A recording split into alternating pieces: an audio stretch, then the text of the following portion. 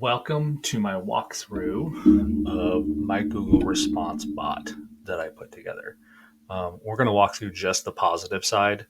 As you'll be able to see, switching it over to the negative responses is just as easy. And I will have prompts for you in the document for responding to the negative responses.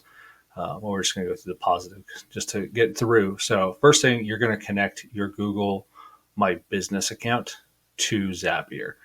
And all of this, again, is assuming that you know the core of how to use Zapier.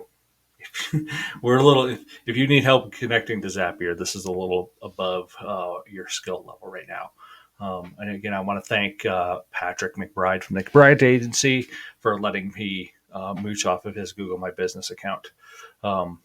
So we're going to go, everything's connected. We are looking for new reviews in Google My Business. Then we're going to connect to ChatGPT. Now, like I said in the newsletter, it requires a paid OpenAI account, which links in the document, but you'll go to platform.openai.com, connect a credit card or debit card for a $25 upfront deposit, and you get up to, $25 per spend. That's how I've got mine set up. And then you basically charge per usage. This is separate, even though it's using ChatGPT. This is a separate entity than ChatGPT or ChatGPT Plus. It's confusing, and I was banging my head against this for a while. And you may have some credits, but most of our credits are expired, the free credits. So basically, you're going to connect to ChatGPT. You're going to start a conversation.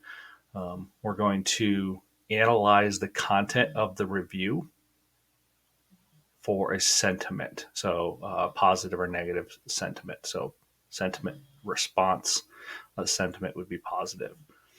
Then we're going to filter the response. We're going to edit. So you can see the actual filter too. So automated response contains sentiment positive. That will give us a filter so we're not running positive and negatives through the same responses, because they do require a little bit of finesse. So we're going to continue another ChatGPT conversation. Again, this prompt is in the download.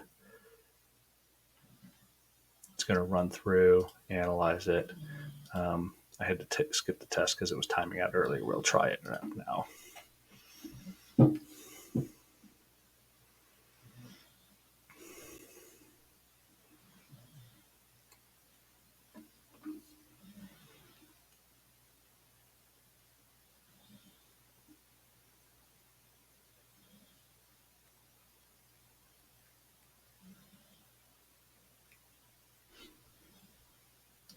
Yeah, ChatGPT's being a little pain in the butt tonight. So we're going to keep moving on. The next action is going to be using the information from review, draft an upbeat but friendly but concise email, blah, blah, blah.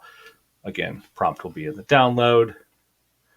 Oh, that's the thing I forgot to talk about. We're going to go into the action right here.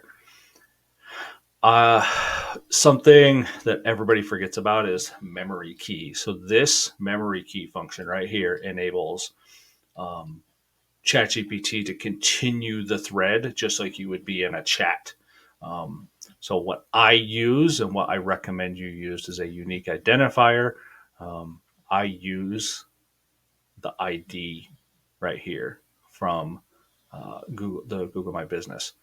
That is going to be consistent. That way you have a standard consistent memory key.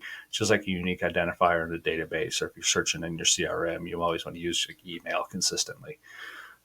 So that is the last thing. I don't really mess with any of these other internal setups. I see some other people doing them, but I've never seen a need to. The model, you do have access to different models, but I don't mess with it. And all that said and done, and then we send it to Slack.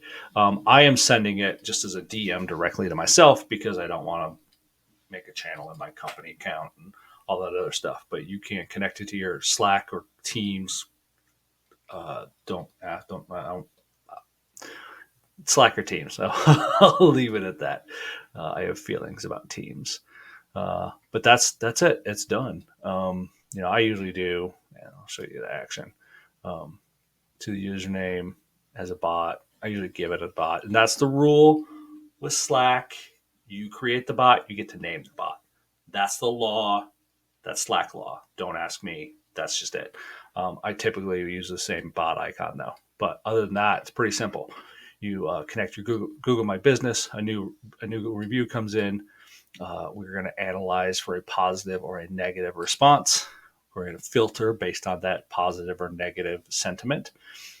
We're going to draft the Google review response, draft the follow-up email, and then send that to a member of your team or a Slack channel.